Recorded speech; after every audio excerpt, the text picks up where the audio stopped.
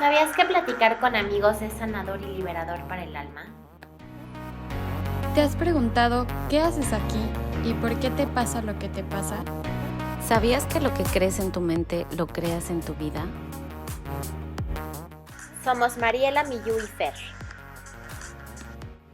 Somos tres almas inquietas en busca de respuestas y de la trascendencia. Bueno, bienvenidos y bienvenidas al episodio número 2 de la temporada 2 de Encuentros de Luz.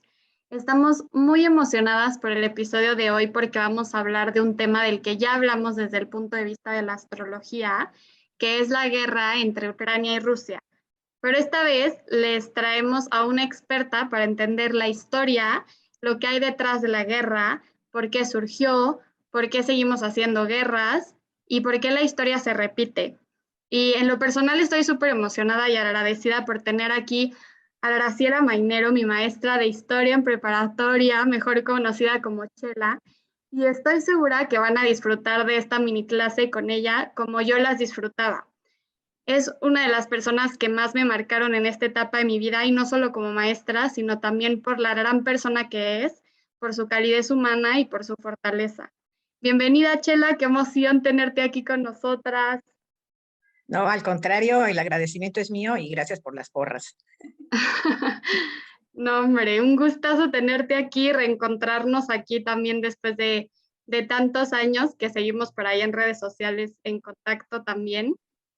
Y yo, Chela, para empezar me gustaría preguntarte, bueno, primero me gustaría que te presentaras, yo ya te conozco, pero también para que te conozcan Mariela, Miyu y todo nuestro público. No sé si te quieras presentar, cómo te describirías, ¿no? ¿Te describirías? Cuéntanos un poquito de ti. Pues bueno, sí, en efecto, mi nombre completo es Graciela Mainero del Castillo, pero nadie me conoce así, soy Chela Mainero, simplemente así, Chela. Soy licenciada en Historia, estudié la licenciatura de Historia en la Universidad Iberoamericana hace ya muchos, muchos años. Y estudié, la verdad, la licenciatura para poder dar clases de historia. Mi pasión es el magisterio. Me ha fascinado siempre. Di clases 40 años y ahorita estoy jubilada. Me dedico a dar cursos, o sea, sí sigo en el asunto de dar clases, pero ya no frente a alumnos. Y mi especialidad en historia, por gusto, porque en realidad nunca hice un posgrado, ha sido siempre política contemporánea, particularmente el conflicto árabe-israelí, el mundo del Islam, pero cualquier conflicto, cualquier situación contemporánea, digamos contemporánea desde el siglo XX, siglo XXI, todo eso es mi especialidad, es lo que más he estudiado, lo que más he investigado, lo que más me gusta exponer y explicar. Padrísimo, Chela. Y ahorita van a ver cómo también hace que realmente te apasione la historia, ¿no? Yo que como que siempre crecí odiando la historia y como, ay, no era una materia que me gustara, yo era más de números y ciencias y así. Y en prepa, Chela hacía que me interesara muchísimo la clase, te lo cuenta muy padre y muy interesante y con manzanas y peras, entonces a mí eso me encantaba. Y, y bueno, para empezar y ya entrar más en materia, Chela, a mí me gustaría preguntarte, ¿por qué Rusia está invadiendo Ucrania? ¿Crees que Rusia quiera regresar a lo que era la URSS? Pues mira, esta pregunta, sobre todo la primera, tiene muchas respuestas, ¿no? No hay una sola razón de por qué Rusia está invadiendo Ucrania, pero bueno, les voy a dar las más importantes. Está primero la parte histórica, ¿no? Rusia y Ucrania tienen un gran vínculo histórico. Allá en el siglo IX se formó una federación de estados eslavos orientales, se llamó el Rus de Kiev, y estos eslavos orientales son pues, los bielorrusos, los rusos y los ucranianos. Entonces, allá desde el siglo IX, pues tienen digamos, lazo o estas raíces históricas, ¿no? Rus de Kiev, esta federación de estados eslavos orientales, se desintegró en el siglo XI y se separó en tres reinos. Estoy explicando de manera muy sucinta, porque obviamente todo esto es mucho más complejo, ¿no? Se separó en tres reinos, que fueron el reino de Minsk, es decir, los bielorrusos, el reino de Moscú, los rusos, y el reino de Kiev, los ucranianos. Es decir, sí tienen lazos comunes, una historia original común. Los rusos argumentan que Ucrania y Rusia son lo mismo. O sea, esa es una de las razones por las que, digamos, Rusia se siente con ese derecho a realizar esta invasión, porque dice que son exactamente lo mismo. Sí, en efecto, tienen un origen común, pero vamos, es como si México dijera que México y Texas son lo mismo, ¿no? Porque tenemos también un origen común. Una cosa es que hayamos tenido esas raíces comunes y otra cosa es que conforme haya ido avanzando la historia, pues cada uno de ellos haya integrando una personalidad y una identidad distinta y aunque ahora se quiera como olvidar todo ese proceso, toda esa evolución diferente que tuvieron estos dos pueblos, ¿no? En efecto, Kiev, que fue el que le dio el nombre a ese Rus de Kiev, pues, se podría decir que es la madre de Rusia, ¿no? Y en esa como argumentación nostálgica de los rusos, ellos quieren regresar con esa madre, ¿no? Con esa madre que les dio origen. Pero también podríamos decir lo mismo, no sé, como si Italia quisiera recuperar Iberia o las Galias o Britania, ¿no? O sea, es decir, hay momentos en que hubo una unidad, momentos en que hubo unos orígenes, pero bueno, esos orígenes evolucionaron y los ha hecho dos naciones totalmente distintas. En esa evolución, cada uno de estos reinos separados hacia el siglo XVIII, ya la Rusia muy creciente, una Rusia expansionista, la Rusia de Catalina la Grande, invadió y ocupó otra vez Ucrania, ¿no? Lo que había sido originalmente ese territorio de Kiev, y lo anexó. Esta es la época de esa Rusia imperialista, de esa Rusia que se anexiona estos territorios. Y los ucranianos en esa ocupación no fueron bien tratados, fueron discriminados. Se inició un proceso que después se va a continuar durante muchos siglos en esa relación Rusia-Ucrania de rusificación, que consistió en tratar de aniquilar la cultura ucraniana y darle una identidad totalmente rusa, incluyendo, por ejemplo, el idioma, eliminar el ucraniano y que hablaran ruso. Se parecen las dos lenguas, pero son distintas, ¿no? O sea, una lengua es la del ucraniano y otra lengua es el ruso. Entonces, esta historia luego se va a repetir en la época de Stalin. Stalin también va a intentar rusificar y de una manera muy violenta a Ucrania. Esa es, digamos, la parte histórica que daría una explicación de por qué Rusia voltea hacia Ucrania, porque ahí están sus raíces, porque es su madre, porque considera que son exactamente lo mismo, ¿no? Y tiene derecho sobre ese territorio. Porque además, pues sí, desde la época de Catalina Grande, estamos hablando del siglo XVIII y luego todo el XIX, el Imperio Ruso, y luego cuando se hace la Unión Soviética en el siglo XX, pues Ucrania era parte de Rusia, pero no por voluntad de los ucranianos, por siempre un territorio ocupado, ¿no? Esa sería la primera razón. Otra es, Ucrania es un territorio agrícola. Principalmente sus productos son el trigo, la cebada, el girasol, ¿no? Con el cual se hace aceite, ¿no? O sea, hay muchísimos productos agrícolas, pero bueno, esos son los más importantes. Y eso le da una riqueza. Ha sido en la época de la Rusia imperial y en la época de la Unión Soviética, pues el granero, ya sea de Rusia o ya sea de la Unión Soviética. Y en la época, por ejemplo, de Stalin, con toda esta política socialista, comunista de colectivizar la tierra, Stalin intentó arrebatarle a los campesinos, grandes propietarios o pequeños propietarios, arrebatarles la tierra y colectivizar la tierra, ¿no? Y como ellos se negaron, porque a eso se han dedicado toda la vida, Stalin básicamente los masacró. Eso es un genocidio, ¿no? Y los mató de hambre también. Eso es lo que los ucranianos llaman el Holodomor, que es pues un genocidio para ellos. Lo guardan ellos en su memoria histórica, ¿no? Entonces, hay un interés ahí, pues, en recuperar ese granero también. Ahora, los ucranianos no ven en Rusia a la madre patria. Los ucranianos no quieren a los rusos, ¿no? Rusia siempre ha sido para ellos un país imperialista, un país que los ha ocupado en distintos momentos y que les ha quitado su libertad. En 1954, tanto en la época de la Unión Soviética, estando Khrushchev, Nikita Khrushchev en el poder, Khrushchev le regaló, literal, Crimea a, a Ucrania, porque Crimea es una península que sale de Ucrania. Crimea geográficamente, vamos, cuando la Rusia imperialista que después tomó la Unión Soviética, ocupó Ucrania, ellos diseñaron las fronteras de Ucrania. Ellos dijeron hasta aquí llega Ucrania y luego incluso le ampliaron el territorio en la época después de la Segunda Guerra Mundial. Y en 1954 le amplían todavía más el territorio y le regalan Ucrania. Perdón, Crimea, porque Crimea está ahí, es parte de esa geografía, pero no era parte del diseño original que Rusia había hecho de Ucrania.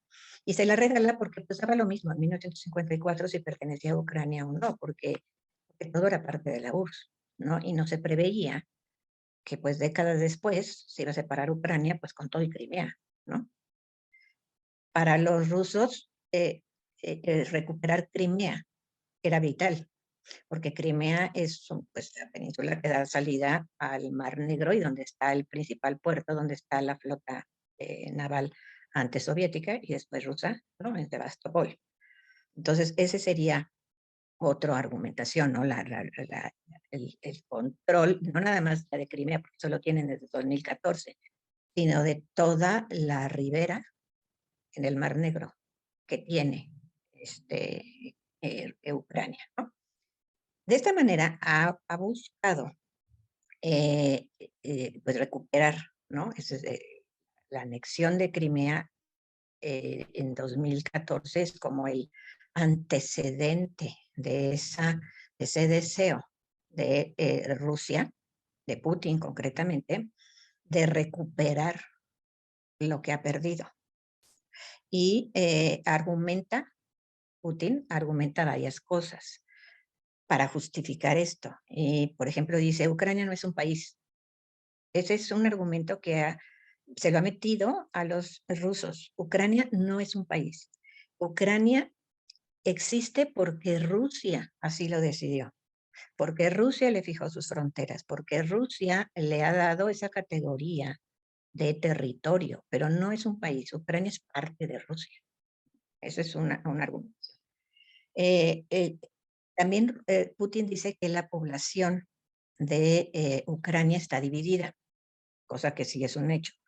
Están los que quieren voltear a ver a Rusia porque son rusos, y están los que quieren voltear a Europa porque son ucranianos y se sienten más identificados con Europa. Esa división se da porque en ese proceso de rusificación que se dio sobre todo en la época de la Unión Soviética, que consistió no nada más en Ucrania, sino en todas las repúblicas que eran parte de la Unión Soviética, se les rusificó. Es decir, se les trató de desarraigar sus orígenes étnicos, porque Rusia está integrada la Unión Soviética estaba integrada por una cantidad enorme de pueblos que todavía siguen siendo parte de ella, ¿no? Chechenos, osetios, ingushetos, todos ellos siguen siendo parte de Rusia y no tienen independencia. Pero en aquella época, en la época de la Unión Soviética, lo que se hizo fue rusificarlos. Y la rusificación se intentó, por un lado, imponiéndoles la lengua y prohibiéndoles la suya, y la otra, movilizando a la población, es decir, desarraigándolos de la tierra y sembrando, se puede decir así, sembrando población rusa en las distintas repúblicas. Por eso es que Ucrania tiene rusos, pero esos rusos podríamos decir que son sembrados, ¿no? No son los ucranianos originales de la zona, o sea, esos son rusos que llegaron ahí, pues vienen desde la época del imperio, pero sobre todo en la época de la Unión Soviética. Entonces, el argumento de Putin es que Ucrania está dividida y que los rusos Ese es un argumento bien fuerte y bien manipulador de Putin dentro de Rusia, con su población. Él les ha insistido durante los últimos, sobre todo los últimos años, desde 2014, que los rusos de Ucrania están siendo masacrados por los ucranianos, que esos rusos le piden ayuda a Rusia, que Rusia tiene que responder por ellos. Es decir, utiliza el argumento de la división de Ucrania para justificar esa intervención, ¿no? Esos territorios separatistas. Y bueno, el argumento final, el que más hemos oído, el más fuerte, de por qué Rusia está invadiendo Ucrania, es porque esa Ucrania de Kiev, que es una Ucrania que tiene un recuerdo negativo de Rusia. Claro que no quieren volver a ser rusos, nunca. Se han sido invadidos, discriminados, asesinados por los rusos, pues ¿de cuándo van a venir con a tener ese deseo de volver a formar parte de Rusia? No lo tienen, ¿no? Entonces, esa Ucrania voltea hacia Europa. Y por otro lado, pues ve a la Europa que se ha integrado, a la Unión Europea, que es una Europa próspera. Y el ofrecimiento de una Rusia de integrarlo a una alianza comercial, Rusia, Georgia, Azerbaiyán, Ucrania, pues bueno, si la pones en la balanza no tiene nada que ver con pertenecer a una alianza con Francia, Holanda, Alemania, ¿no? Nada que ver. Entonces, claro que Ucrania voltea a ver a Europa. Entonces, ese es el argumento de peso de Putin. Que Ucrania no se le vaya, que no se vaya con Europa, que no se integre a la Unión Europea y mucho menos que se integre a la OTAN, ¿no? Claro. Entonces, esa sería tu primera pregunta, ¿no? La segunda pregunta que era que si creía yo que Rusia quiere regresar, ¿no?, a lo que antiguamente era la Unión Soviética, y yo te contestaría, por supuesto que sí. Pero no nada más a la época de la Unión Soviética, también a la época del zarismo. Putin es más un zar, o sea, su sueño es más ser un zar que ser un secretario del Partido Comunista. Putin, él fue miembro del Partido Comunista. Él no es un comunista actualmente, pero fue miembro del Partido Comunista, fue director de seguridad de la ya no existente KGB, el equivalente a lo que era la KGB y en la época de Yeltsin.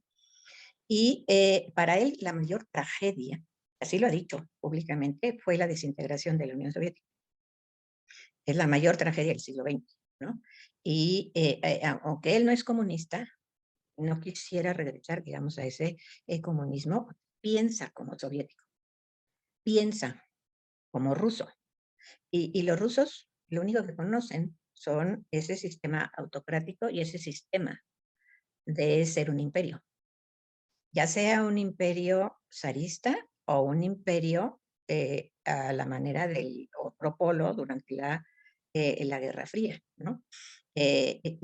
Rusia, el sueño de Putin es esa Rusia zarista y esa Rusia de la época de la Guerra Fría, cuando la Unión Soviética se enfrentaba al tú por tú con Estados Unidos, cuando dictaba una política a nivel internacional. A él le sienta muy bien ser autócrata, porque así han sido siempre los gobernantes de Rusia. No, los pueblos no aprenden de la nada a ser demócratas. La democracia se aprende por la experiencia histórica. Y Rusia nunca ha tenido una experiencia histórica de democracia. Ellos, su experiencia histórica es la autocracia. Entonces, él puede ser un autócrata porque así es como es aceptado y como sabe gobernar y como él ve siempre o ha visto siempre a sus gobernantes. Y entonces, con ese autoritarismo, quiere regresar a esa época. Quiere volver a esa Rusia del primer plano, a esa Rusia protagonista, a esa Rusia potencia militar, a esa Rusia potencia política, no económica, que nunca lo ha sido, ni siquiera en la época de la Unión Soviética, aunque dijeran que lo era, ¿no? Entonces, a la pregunta de si quiere regresar, sí, sí quiere regresar, pero un conjunto a lo que era la Unión Soviética y a lo que era el imperio zarista. Sí, claro. Oye, qué interesante, Chela. De verdad, sí está súper bien entender muy bien la situación que se está viviendo el día de hoy para que todos tengamos una autocrítica de todo de lo que sucede. Y al final creo que deberíamos de aprender sobre todo de la historia, ¿no? Justamente para no repetir los mismos errores que hoy se están cometiendo. Y en cuanto a lo que tú decías un poquito de que Ucrania pues voltea a ver a Europa y todo esto, a mí me gustaría que nos dijeras a grandes rasgos qué es la OTAN, cuándo se forma y para qué sirve. Mira, la OTAN es un organismo militar que fue creada en el año 1949, pues 4 años después de que había terminado la Segunda Guerra Mundial. Cuando la Segunda Guerra Mundial terminó, hubo una transformación del orden internacional.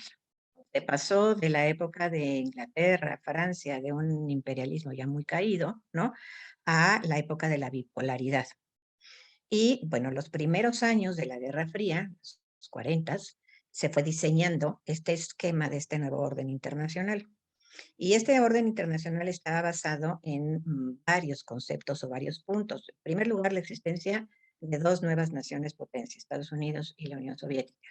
Y segundo, que estos países, su fuerza era el armamento. Se transforma el concepto de potencia. Anteriormente, el concepto, por ejemplo, de la Inglaterra, de la Francia imperialista, su concepto de potencia era sus imperios coloniales. Que tanto imperio tenías, que tanta extensión territorial tenías, pues qué tan potencia eras, ¿no? A partir de el 1945, lo que mide a una potencia, hoy no, hoy lo que mide una potencia es su potencial económico, ¿no? Pero digamos, después de la Segunda Guerra Mundial, la Guerra Fría, lo que medía una potencia era su capacidad armamentista. Y en 1945 el único que tenía armamento nuclear era Estados Unidos.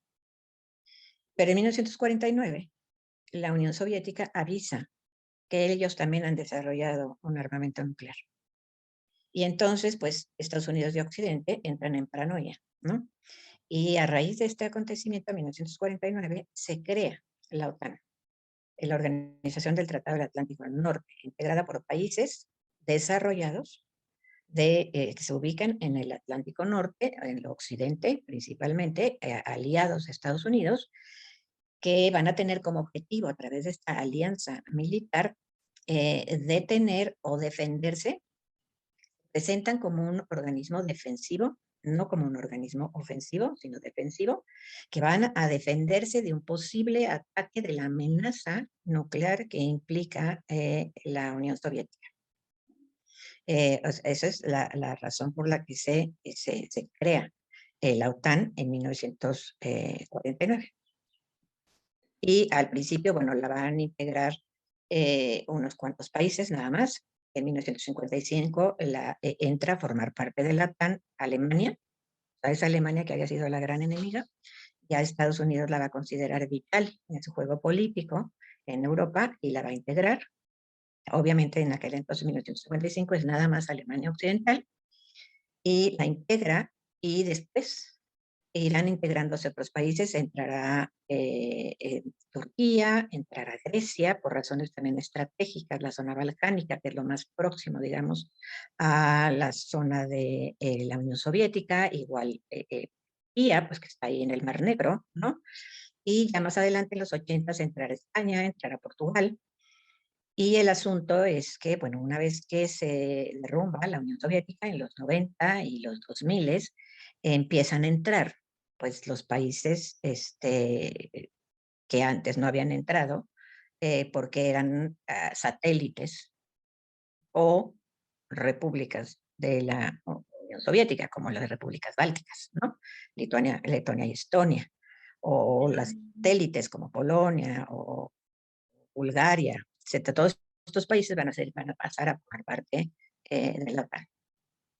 ¿Okay? Muchas gracias por la explicación, porque la verdad, como lo comentábamos, pues sí, para estos temas históricos, políticos, etcétera, pues hay mucho de estrategia, ¿no? Que hemos visto a lo largo de la historia que grandes figuras pues han sido grandes estrategas, ¿no? Y en ese sentido, bueno, yo recuerdo que lo platicaba de hecho con Miyu y con Fer, que yo me gradué de prepa en el 2011 y me acuerdo que desde tal vez 2009, 2010, 2011 era un tema en todas las clases, sobre todo yo que hice área 3, el tema de Crimea estaba muy latente y entonces pues siempre era como, no, pues este tema de que Rusia se quiere adjudicar Crimea y finalmente pues lo hace hasta 2014.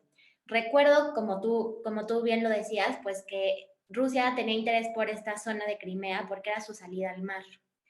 En este sentido de que el objetivo de ellos es tener salida al mar, mi pregunta es, ¿podría extenderse en el supuesto caso de que sí se puedan anexar Ucrania o no, que después quieran tal vez incorporar otras zonas como Rumania, como, no sé, Macedonia, por ejemplo, comentabas de Bulgaria, que también tienen pues frontera con, o que también tienen esta salida al mar? ¿Eso es como algo que podría pasar tal vez? No lo creo. No lo creo porque el escenario ya es distinto. Crimea, digamos, fue muy fácil de anexarse porque en primer lugar tenían ahí pues su flota, ¿no? Y entonces tenían ahí todo una equipo militar que hizo pues prácticamente imposible detener la invasión. La invasión de Crimea tomó de sorpresa a todo el mundo y no hubo nadie que se lo pusiera. Le pusieron ahí unas cuantas sanciones que ha llevado desde entonces, de 2014, y la ha llevado muy bien con esas sanciones. Lo expulsaron del G8, ¿no? Que se convirtió en G7, pues esas fueron las sanciones, no pasó a mayores, ¿no?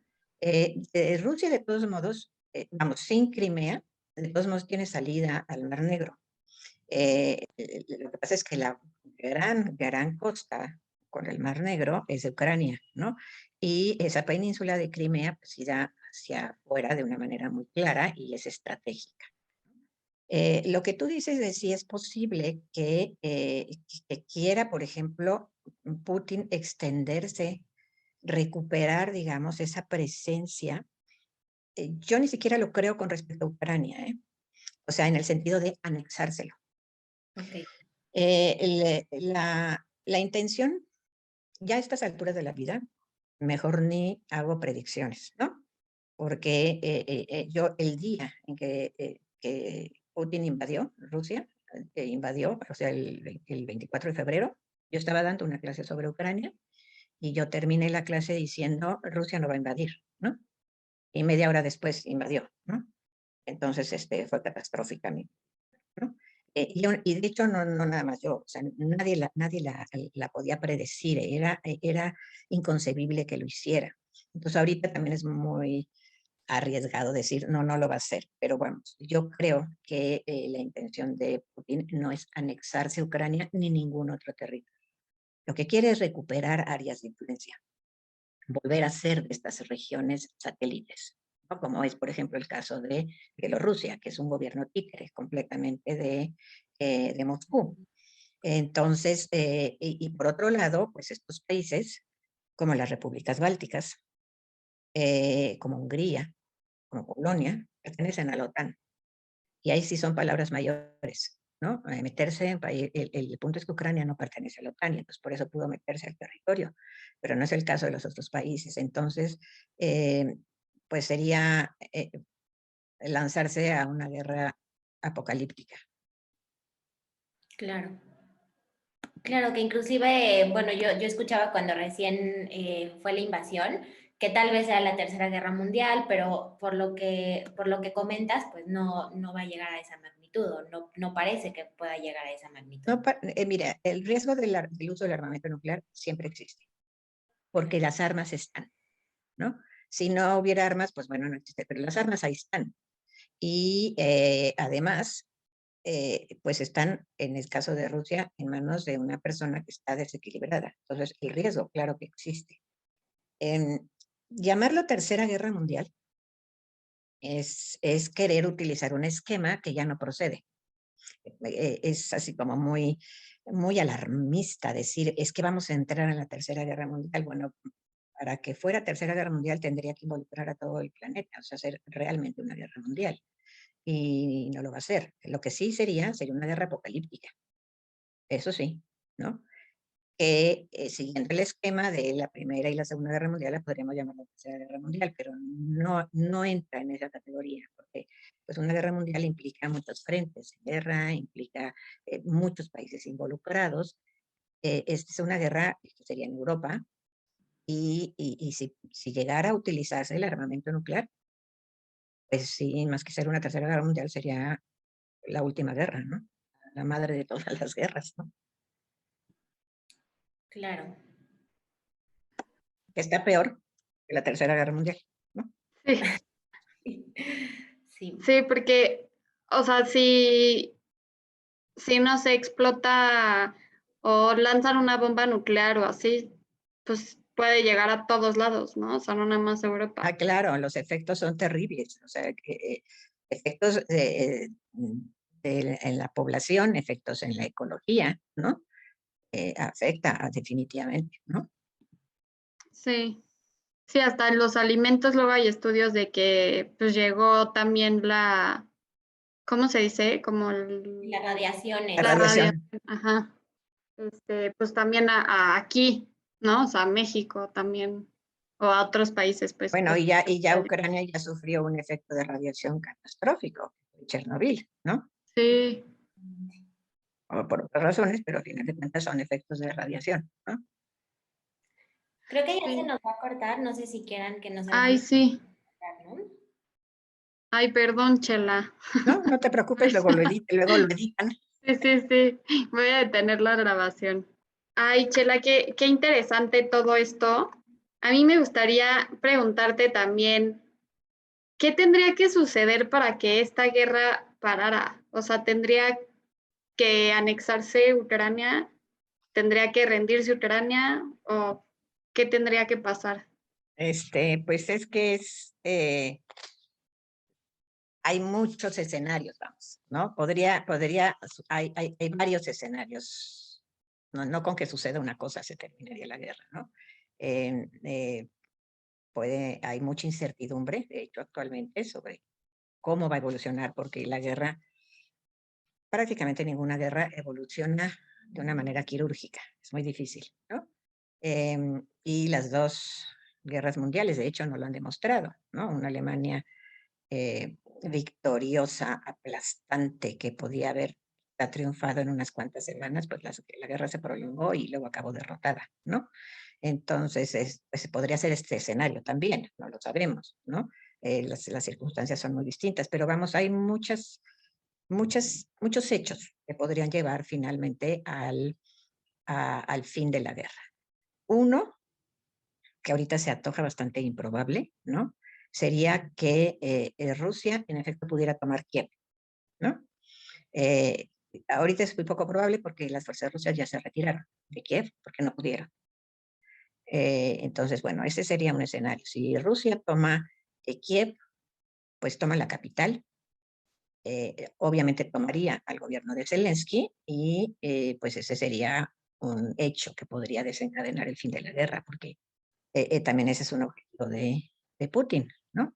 Obligar a Zelensky a abdicar, ¿no? A renunciar al poder. Pero bueno, esto no se ha podido porque Kiev resistió increíblemente y las fuerzas pues ya se retiraron, ¿no? Otro escenario es que la guerra lleve a un desgaste, ¿no? A un desgaste de las dos fuerzas, ¿no? Porque por un lado, bueno, pues imagínate el desgaste para Ucrania, ¿no? Las masacres, los muertos, las pérdidas económicas, los desplazados, los exiliados, ¿no? Este es un tremendo desgaste que podría llevar a Kiev a rendirse si se prolonga mucho. Ahorita los hemos visto pues heroicos resistiendo, pero a ver, ¿quién aguanta una situación así meses? Ya no años, porque unas guerras de años ya casi no se dan, ¿no? Pero vamos, una guerra de meses así, de este tipo, ¿qué tanto podría resistir Ucrania físicamente, emocionalmente? Entonces, bueno, por un desgaste de la misma Ucrania o un desgaste de la misma Rusia. Una Rusia incapacitada a avanzar, a triunfar, a tomar ciudades, ¿no? con sus soldados pues también derrotados, también muertos, ¿no? Que la guerra se desgastara y que entonces los rusos se vieran obligados a replegarse, a decir ya no avanzó más, ¿no? Otro es la incapacidad, porque si esto se prolonga mucho, Rusia va a mostrar una enorme incapacidad económica, porque las guerras no son gratis, ¿no? Los armamentos, cada arma, cada tanque, cuesta millones, un solo tanque, ¿no? Y los están perdiendo por montones. Entonces también es un desgaste económico y una incapacidad de Rusia de sostener ese ritmo de guerra, de armamento, de abastecer a sus soldados, toda la propaganda que se hace en la guerra. Y bueno, pues esto podría ocasionar también que Rusia misma fuera incapaz de continuar con este ritmo. Otro escenario, este es un escenario terrible, sería que se diera que sucediera por accidente un enfrentamiento fronterizo. Vamos, Rusia ha bombardeado ya, por ejemplo, un aeropuerto a 15 kilómetros de la frontera con Polonia. Si se les pasa, si por accidente la bombita cae 15 kilómetros más para allá y tocan a Polonia, por ejemplo, o Entra la Rumania, OTAN, ¿no? entra la OTAN, ¿sí? Y ahí se define la guerra de una manera terrible, ¿no? Y esto tampoco es tan jalado que pudiera suceder un accidente fronterizo. Otro es que en ese proceso de desgaste de Ucrania,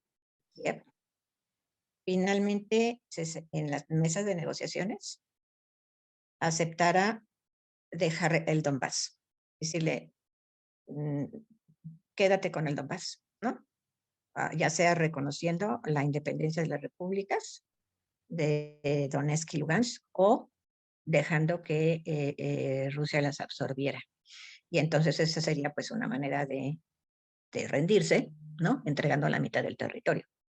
Esto también sí hay mucho desgaste. Otro es que también en esa mesa de negociaciones, también por cuestión de desgaste, Ucrania dijera que me comprometo a mantenerme como país neutral, a nunca volver a solicitar la entrada a la Unión Europea o nunca volver a entrar a la OTAN, nunca solicitar la entrada a la OTAN y plasmarlo constitucionalmente. O sea, no simple y sencillamente ser una promesa, sino en la constitución de Ucrania dijera que es un país neutral, ¿no? Y de esa manera, pues aplacamos la ira de una Rusia también ya desgastada, que quizá pudiera aceptar esas cosas, ¿no? Y la otra, que es la que todos estamos esperando, es que el gobierno de Putin se ha depuesto, ¿no? Un golpe de Estado interno.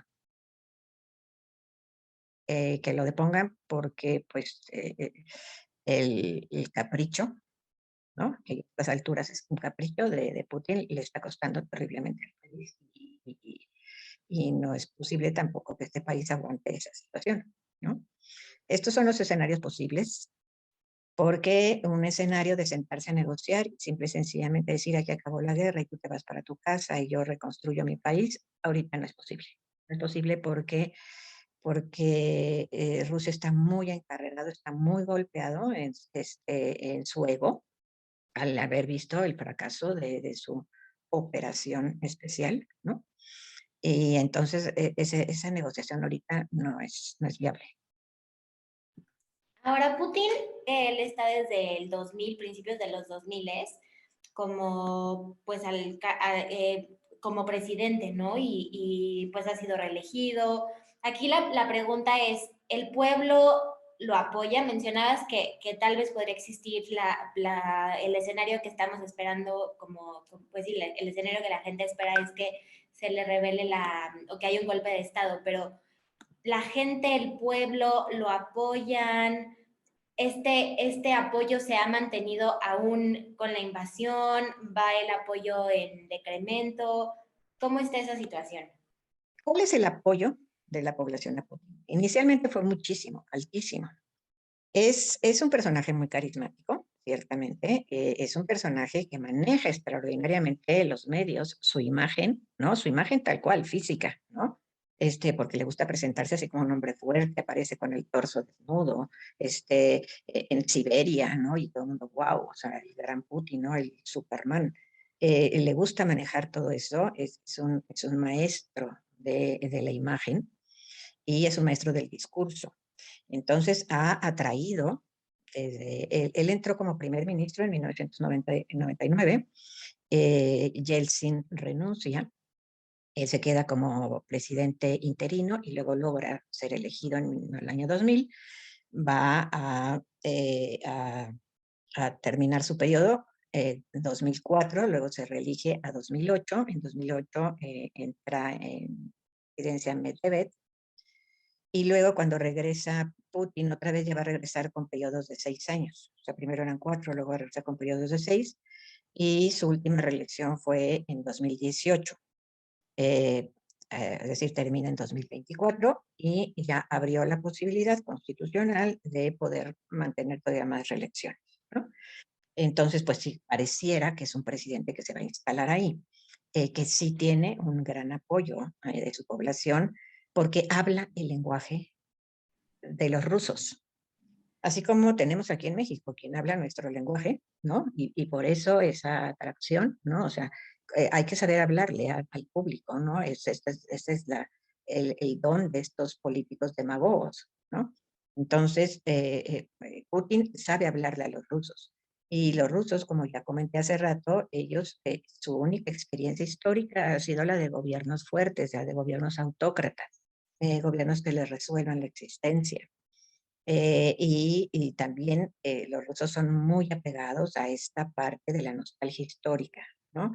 De la época en que fueron grandes, el época en que tenían un gran imperio. Hoy en día, ya que cayó la Unión Soviética, volver a restituir las glorias de los zares, ¿no? Hoy en día haces turismo en Rusia, llegas a San Petersburgo y todo es Catalina la Grande, todo es Pedro el Grande. O sea, es otra vez como recordar esa grandeza de Rusia y Putin les recuerda eso, ¿no? Le recuerda que Rusia es grande. La gente lo escucha y la gente lo sigue. Putin tiene una gran popularidad en Rusia y aunque en Occidente no lo creamos y no lo queramos, la guerra aumentó su popularidad, ¿no? Ha aumentado. La popularidad de Putin está sobre todo cimentada en las zonas rurales. En las zonas rurales el discurso oficial es lo único que se oye, ¿no?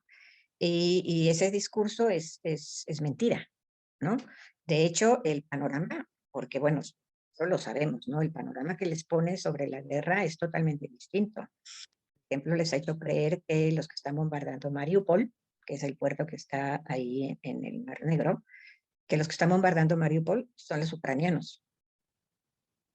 Es decir, les cambia el discurso, ¿no? Y ese es el único discurso que se oye en Rusia, el discurso de Putin, el discurso oficial. No está prohibido, de hecho, y hay una nueva ley que se puso en la cual cualquier periodista que habla fuera del discurso oficial tiene una pena de cárcel, ¿no? Las radiodifusoras independientes han tenido que cerrar porque no pueden hablar porque los penalizan, ¿no? Entonces, en las zonas rurales donde hay gente muy ignorante, gente que solamente escucha este discurso y que son muy abundantes, pues ellos le dan el apoyo al 100% porque se creen todo lo que esta historia, estas versiones les llegan, ¿no? Las zonas urbanas no tanto. En San Petersburgo, Moscú, ha habido muchos levantamientos, principalmente jóvenes, de estudiantes que tienen acceso a las redes, que tienen acceso a Internet, que saben moverse en como internautas, ¿no? Y entonces ellos conocen otra versión y no se creen tampoco el discurso, ni se lo han creído durante años el discurso de Putin. Pero desgraciadamente la población sigue apoyando enormemente a Putin ha aumentado. La guerra ha aumentado su popularidad porque lo ven como un héroe. Claro, sí, definitivamente a mí esta respuesta sí me sorprende porque yo sí me imaginaba que pues muy probablemente el apoyo a Putin iba disminuyendo, pero como tú dices, qué importante es tener ambas versiones, pero pues la gente que nada más tiene una versión, su punto de vista va a ser muy distinto. Exacto. Sí, y también es increíble cómo se repite todo a través de la historia, ¿no? O sea, un Hitler que manipuló a toda la población, que solamente se escuchaba su discurso, no podían escuchar nada más, o sea, como que dentro de todo el teje y maneje de estos políticos que están enfermos de poder a mi perspectiva, ¿no? Es muy fácil seguir ese mismo hilo y tener esa popularidad en su país, porque yo hoy en día sí lo tengo que decir, yo no puedo creer que estemos en una guerra. O sea, yo de verdad no lo puedo entender. Es exactamente, es increíble, a pesar de todas las guerras que han sucedido, los aprendizajes que debió de haber tenido la humanidad después de tantos años, de tantas tragedias, el ser humano sigue siendo exactamente el mismo, ¿no? Y los líderes siguen actuando exactamente igual, ¿no? Son populistas, son demagogos, son manipuladores, mienten, y la población sigue siendo exactamente igual de ignorante, de creyente, borregos, hasta podríamos decir, ¿no? Como siguen ciegamente a estos líderes sin cuestionarse absolutamente nada. Y entonces cuando te mueves en un ambiente crítico, no puedes creer que eso suceda, pero es que la mayoría de la gente sí cree ciegamente en estos líderes mesiánicos que se dan ahorita, porque ahorita hay muchos de estos líderes todavía, ¿no? Y se han dado a lo largo de la historia, ¿no? Pero pues la gente no es crítica, la gente no conoce la historia, la gente no tiene otras versiones y la gente se contenta con lo mínimo, ¿no? Sí, hace poco, bueno, ya para terminar, les platico, hace poco leí una noticia de un niño que tuvo que, bueno, con su familia huyeron de Ucrania y lo recibieron en una escuela pública en España y hasta a mí como que no me había caído el 20 de, claro, los niños de 5 6 7 años están abandonando sus escuelas, llegan a países donde no conocen el idioma, tienen que rehacer su vida, amiguitos, entonces sí, estoy igual que mi Yu sin poder creer lo que está sucediendo. No pensamos que fuera a desatarse una guerra así, y menos en Europa, ¿eh?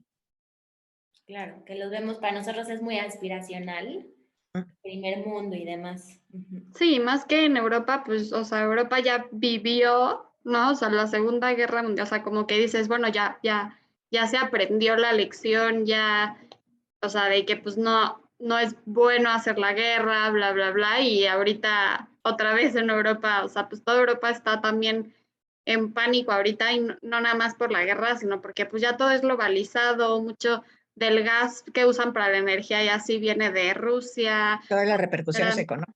Ajá. Uh-huh. Ay, Chela, pues qué interesante, muchísimas gracias. Por mí seguiría horas y horas en clase contigo aprendiendo de historia, pero pues ya nos tenemos que ir. Muchas gracias por acompañarnos y por regalarnos este ratito de tu tiempo. Muchísimo Antes, gusto. antes de que cerremos, me gustaría que nos platicaras un poquito de los cursos que das, dónde los promocionas, cómo te puede encontrar la gente. Mira, doy un curso mensual. Más o menos el esquema siempre es el mismo. Son las 2 últimas semanas del mes, miércoles y jueves. Uno se inscribe, son 2 sesiones, uno se inscribe para participar los miércoles, los 2 miércoles, o para participar los 2 jueves.